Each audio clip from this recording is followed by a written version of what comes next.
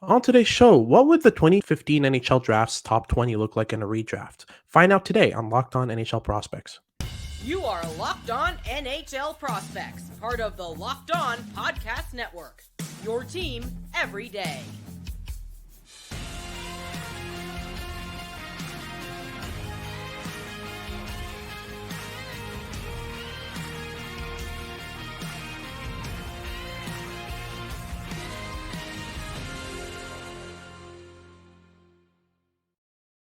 Hello, and welcome back to Locked On NHL Prospects, part of the Locked On Podcast Network, your team every day.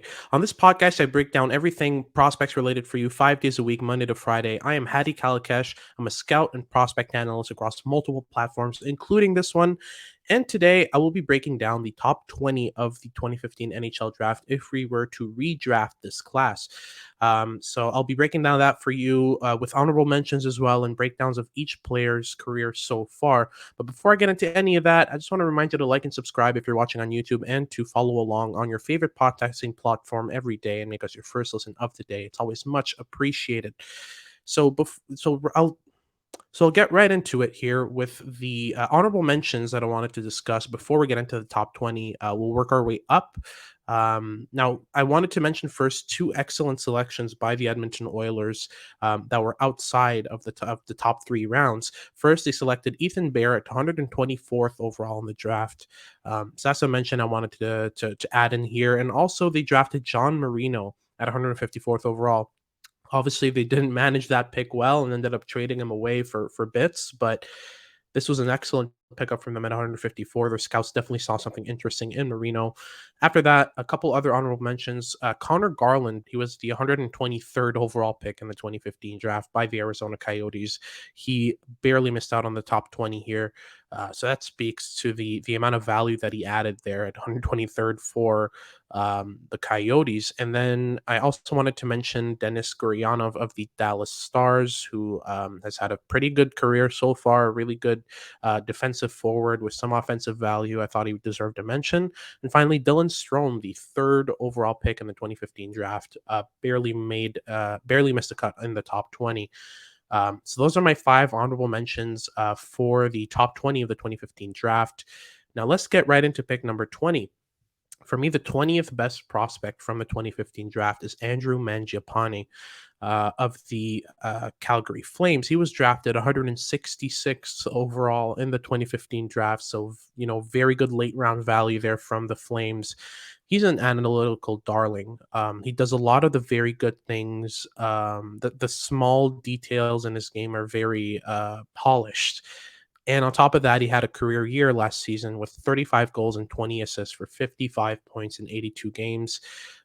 He's easily the most intense and relentless forechecker in this draft. He does, again, so many little things right, not just on the forecheck, but in possession of the puck as well. He's an excellent carrier, keeps his hips open and faces the play most of the time. He just dictates play extremely well with the puck as well, and he's a good finisher and tight. Goes to the dangerous areas, puts his nose in those dangerous spots, and digs out the puck when necessary. Just an overall very good player. So that's my 20th pick. At 19th overall, we've got the 148th overall pick of the 2015 draft, and that's Troy Terry of the Anaheim Ducks. Now, he took some time to hit his stride, but he had a career year last season as well with 37 goals and 30 assists for 67 points in 75 games. And this year, he's got 6 goals and 19 points. He's on pace for a 98-point a season this year. Through 16 games so far. First, he's got a tremendous release. I think that was obvious. The moment he created chemistry with Trevor Zegras, he was his main finisher on his line. He's got outstanding pace and vision to his game, finds soft ice extremely well. His chemistry with Zegras has definitely helped his game, but I think in isolation, he still does an excellent job. I was hesitant to rank him higher. I think he could have gone higher in a redraft, but I was kind of hesitant on that because of the inconsistent track record. But if he can keep up what he's been doing over the past year and a half, he's going to rocket up these rankings pretty quickly. For the 18th selection in the 2015 draft, we've got the 20th overall pick in the original draft, and that's Joel Eriksson Ek of the Minnesota Wild. He's an excellent shutdown forward, just a great matchup center who can neutralize any offensive threat. You can put him up against any line; it'll do a great job of shutting them down and making sure that they don't get on the score sheet. He's got great defensive positioning, great face-off value. Now he hasn't cracked 50 points so far. His career high is 49 points in 77 games, but he's on pace for a 52-point season this year if he keeps this up. So as long as he stays healthy and plays a full season, he might make it this year. And then in the 17th position in a 2015 redraft, I've got Anthony Cirelli of the Tampa Bay Lightning. He was drafted 72nd overall originally in the 2015 draft, and this is another great shutdown center here, probably one of the best shutdown centers in the league. He can contribute offensively as well. He's got great defensive positioning. He can center any line. You can put him with any wingers really and make it work. He had a career high of 44 points in 68 games in 2019-2020. He hasn't really hit that stride yet or improved upon that, and he's been injured this year, so he hasn't played yet for the Lightning. But I see a lot of promise in Cirelli's game, and I think he offers more defensive value than Eriksson Ek, with about similar offensive upside. So that was sort of the deal breaker for me. Is I think Cirelli's a bit better than him defensively, and in terms of versatility. Then the 16th overall pick in the redraft, who was originally the 24th overall pick in 2015 from the Philadelphia Flyers, that's Travis Konecny. He's actually 8th in the 2015 class for career points. He's got 290 points, 444 games so far in his career. He's just a dog-nosed pest of a forward who can play center. He can play wing. He reached a career high of 61 points in 66 games in 2019-2020, but he's on pace to shred that record entirely this year. He's got 7 goals, 12 assists, and 19 points in 16 games so far for this year's Philadelphia Flyers. That's outstanding, and that's a 98-point pace for him. So he's been doing pretty good so far. Moving on from Travis Konecny, we go to the 15th overall pick in the draft, and that would be Noah Hanifin, who was the 5th overall pick in the original draft. He is a reliable two-way defenseman who you can put into any top 4 and just get great results from him. He's not as high-end offensively as the other defensemen who are ahead of him, but he's just a consistent defensively and very dependable as a defenseman. He had a career high of 48 points in 81 games last season, and fun fact about Hanifin, he actually has the most games played of any 2015 draftee with 531. So yes, he's played more games than Connor McDavid in his career so far. So he's going to play a lot of games for you in any lineup. You just plug him into any top 4 on any team, and you would be able to drive good results. So that's it for picks 20 through 15 in our honorable mentions. Now I'm going to go through picks 14 to 10 in a bit more detail, give you a bit more information on why I've got them in this specific order and why the players that are below them are below them. We're going to get to it right after these messages. Do you like betting? BetOnline.net is your number one source for any wager that interests you. From the NFL to the NBA to the MLB, and even NCAA football, UFC, golf, anything you like, they have you covered. You can find all the latest player developments, team matchups, news, podcasts, and in-depth analysis on every game on their website or app. They're, of course, a great source for all of your sports wagering information with live betting, so you can keep up with bets as they unfold. They've got up to the minute scores for every sport out there. They're the fastest and easiest way to check in on all of your favorite games and events. Head to the website today or use your mobile device to learn more. Bet online, where the game starts. All right, so let's hop right back into the redraft of the 2015 NHL Draft. Now, we ended it before the break with the 15th overall pick, which was Noah Hanifin. Now, the fact that Noah Hanifin is only the 15th best prospect in the 2015 draft just talks to the depth of his class. This was genuinely the deepest draft in recent memory, and 2023 might just be on par with that based on the talent we've seen so far, especially in the top 10. You'll see later on, but the top 10 of this draft is just incredibly deep. It's either first line or first pair players throughout the top 10. And even, some of the players I'm just about to mention between 14 and 10, are just extremely solid players who could play on a top line, who deserve to play on a top line. Because that really speaks to the amount of talent that was in this 2015 class. And that's mainly why I wanted to do this exercise and break this down for you. So let's hop right into it. The 14th overall pick in the 2015 NHL draft was actually the 23rd overall pick of the original draft, and that is Brock Boeser of the Vancouver Canucks. Now, this is just a lethal shooter with a big body and some pace. He doesn't offer much playmaking value. He's mainly a goal scorer, a finisher, but he just does what he does great. He hasn't stayed healthy enough for a full NHL season so far, and he hasn't cracked 30 goals because of that. But he's money in the bag for 30 if he does stay healthy a full season. His career highs 29 goals. He did that in about 69 games early on in his career. So this is the type of player who could easily score 30 if he stays healthy. Now, he hasn't scored a goal yet this year for the Canucks. The Canucks have been doing awful, and despite that, he's still got 9 assists in 11 games, which would actually be the, if he keeps up that pace, would actually be the highest point per game pace of his career so far. So that's really it for Brock Boeser for me. He just outshines Hanifin slightly because I see in Hanifin top 4 value, a player who can plug into your number 3, number 4 spot on any team and do a good job. But for me, Boeser has the value to play on a top line, and has that level of lethal scoring that just goal scoring is the toughest thing you can do in the NHL, and the fact that Boeser can do it so consistently and do it so well, that to me just offers a bit higher value than Hanifin. But it was very tight between those two. Moving on from Boeser, the 13th overall selection in this redraft is Timo Meier, the 9th overall pick in the 2015 draft of the San Jose Sharks. Now, what I love about Meier is just an old school power forward who he just consistently drives results year after year, and he just attacks the net relentlessly. He had a career high of 35 goals and 41 points for 76 points in 77 games last year for the San Jose Sharks, and he's on pace for 36 goals and 68 points this year. So he's on pace for his highest goal scoring career year so far. So, what Meier offers more than Boeser is just that power forward value. I mean, they're both about the same size, but Meier just has a lot more strength and intensity to his game. And he's also able to distribute pretty well and complement his teammates. Instead of being the main goal driver on his line, he can also distribute the puck or create space for his teammates by driving the net, stuff like that. So he just edges out Brock Boeser for me.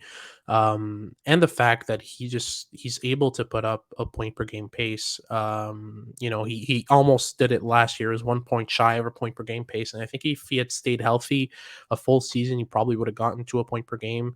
But for me, really, Meier is the type of player who you can put on any line and he'll succeed. So that's what I really love about Timo Meier. Moving on from the 13th pick to the 12th, the 12th overall pick in this redraft is the original 7th overall pick in 2015 of the Philadelphia Flyers, and that's Ivan Provorov. So Provorov, for me, is one of the most valuable two-way defensemen in this draft. There's exactly 2 defensemen that are ahead of him, who I'm going to mention very soon. But for me, in terms of two-way defenseman, he's just so dependable, so good off the rush in terms of defending. He can contribute offensively as well, but he'll mainly give you a bit of everything and excel defensively for you. He had a career high of 17 goals and 24 points and 24 assists for 41 points in 82 games in 2017, 2018. He hasn't really reached anything higher or similar to that since then, but he remains one of the most dependable defensive players from the 2015 draft class. So that's why he's so high in these rankings, 12th overall. I think I could even have squeezed him higher, but higher than the next player. Him and the next player were pretty tight, and he easily could have gone ahead of him based on what you prefer in a player. I like offensive value for my defensemen, so that's why the 11th overall selection in the 2015 redraft is Thomas Chabot of the Ottawa Senators. Chabot for me is just a high-end offensive defenseman. He's a power play quarterback. He's got 194 points on his career in 327 games played for the Ottawa Senators. His career high was 55 points in 70 games in 2018-2019 for the Senators. He's kind of slowed down his production since then, but he remains one of the most dependable and most played offensive defensemen in the NHL. He was drafted 18th overall originally in the 2015 draft, which was much lower than he should have gone. I don't know if you guys remember, but in 2015, the Boston Bruins had picks 13, 14, and 15. They went for Jake DeBrusk, Zach Senyshyn, and Jakub Zboril. And the 3 picks after that, um, we'll get to the first 2 in a second, but the third of those was Thomas Chabot. But basically, the 3 picks after Boston selected those 3 players were 3 elite players, 3 high-end players who ended up being tremendously valuable for their respective teams and were able to produce regularly, decent results for their respective organizations. So that's it for Thomas Chabot. Now, the 10th overall pick in the draft was the 49th pick originally in the 2015 draft from the Dallas Stars, and that's Roope Hintz. Now, this might seem a bit high for Hintz since he doesn't have the most extensive track record or the most games played, but for me, he's just so complete and consistent that he outranks the names below him, in my opinion. First, he had 43 points in 41 games in 2020-21, and now he's on pace.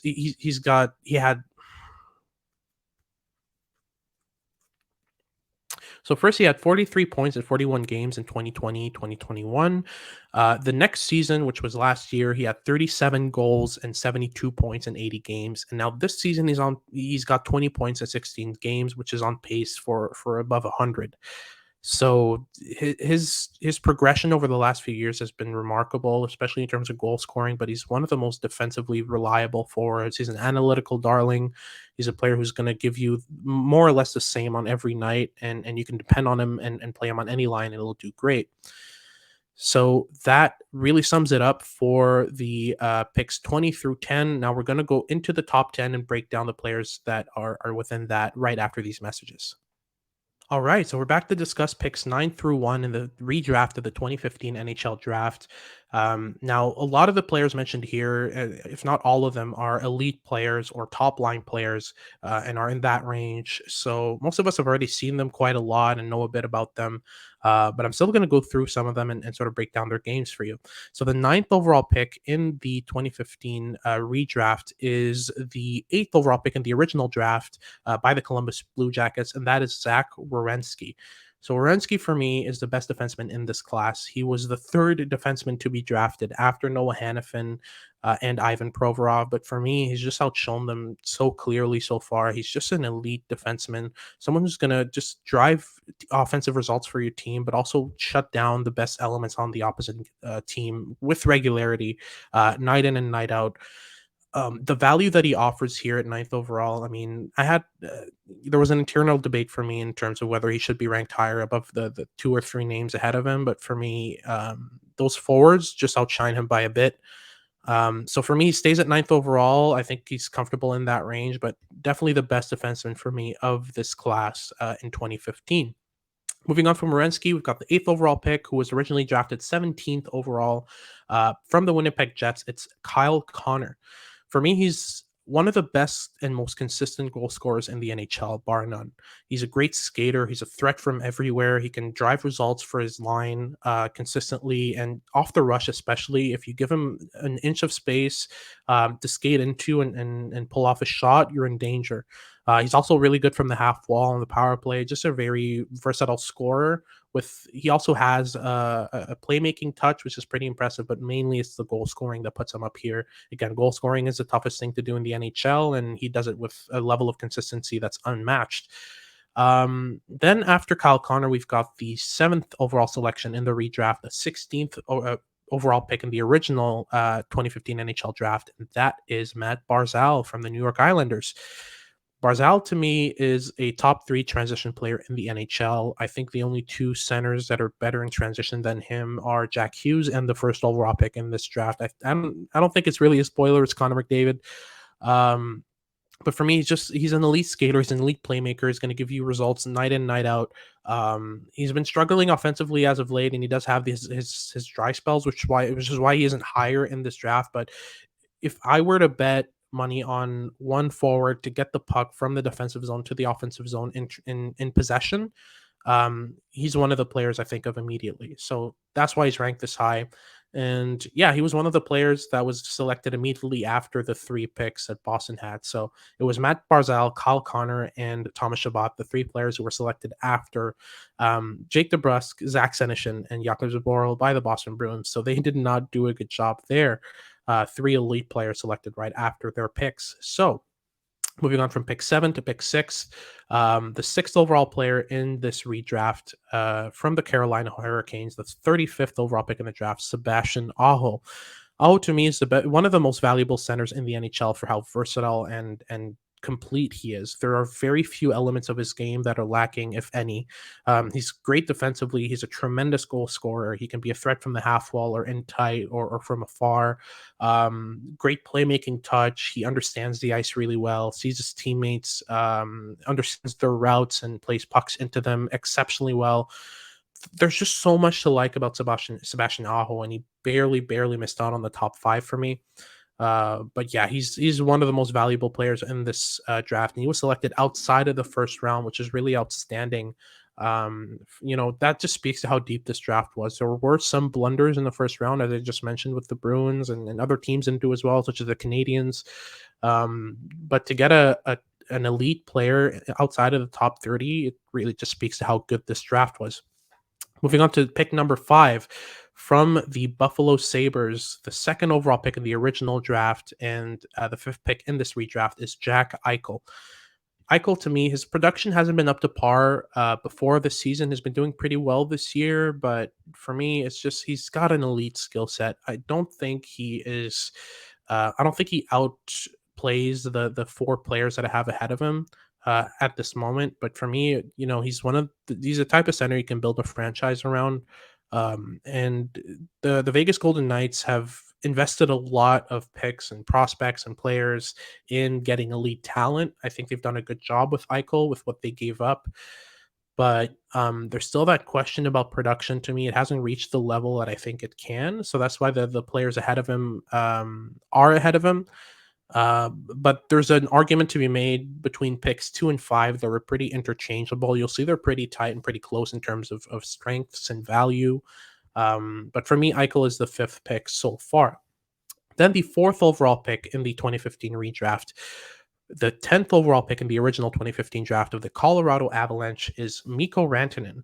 Rantanen for me is an elite playmaker with a power forward streak, and you can't find that combination anywhere, and that's why he's ahead of Jack Eichel and Sebastian Aho. It's just the specialness of his profile. He's just so different as a prospect than what we're used to seeing from NHL forwards, especially big guys like him. He's 6'5", 200-ish pounds, and doesn't look like it at all. He skates like the wind. He is just exceptional with the puck. His skill set is outstanding. He can score goals. He can thread passes through the tiniest of holes. He's just an excellent player overall, and that's why he's just ahead of Eichel and Aho for me. It's just the how good he is and how special his profile is. It's just a type of player you can't really find on the free agent market. It's not the type of player that you can quantify a lot of what he does. He's just so exceptionally good.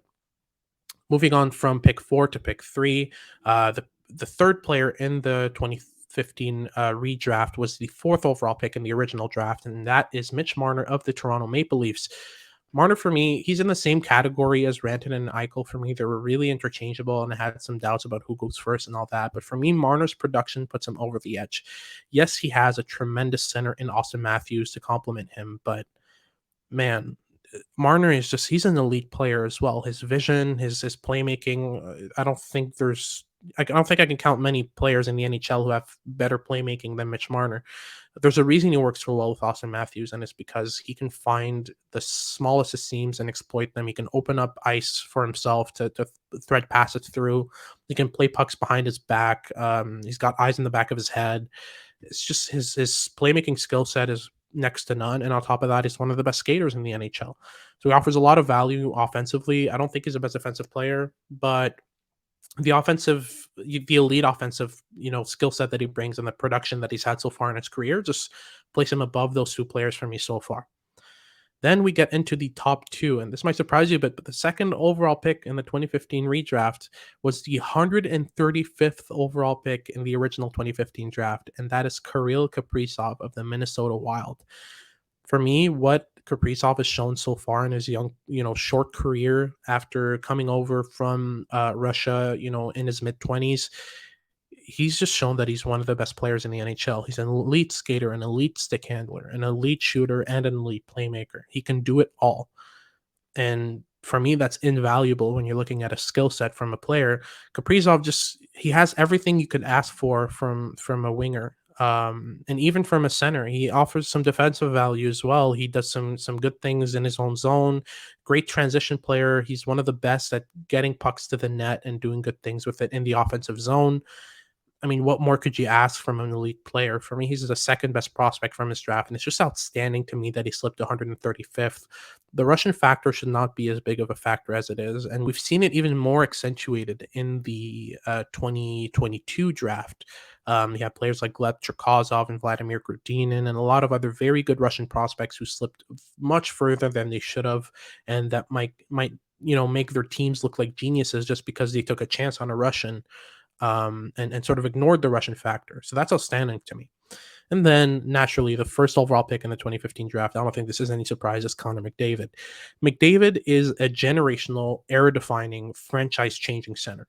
And to me, he's probably the most dominant player in recent NHL history. And what I mean by that is he might not be the best ever, but for me, the difference between him and the next best player, who I think is Austin Matthews, it's huge. Um, it's different than, for example, in Crosby's era, because Sidney Crosby had Alex Ovechkin nipping at his heels constantly, and there's still a debate to this day about who's better between the two. But you ask Maple Leafs fans, and most of the sane ones will tell you that McDavid is by far a better player. I don't think there's anyone that comes even close to McDavid's skill set in the recent era of the NHL. So for me, I mean, obviously there's no doubt about him, but for me, in terms of the history of the NHL, I don't think I can name you many players who were as dominant in their era as McDavid is in his own. So by far the best player of this draft. That's it for the redraft of the 2015 NHL draft. Thank you very much for listening. If you like what you've heard, make sure to like and subscribe on YouTube and follow along on your favorite podcasting platform to make us your first listen of the day. It's always very much appreciated. And there will be a second upload today, a bit of bonus content for you guys. It's a controversial subject, so I'm warning you. It might, ruffle some feathers, but I think it's an important discussion that we need to have within, scouting circles. So again, thank you so much for listening, and I will see you next time.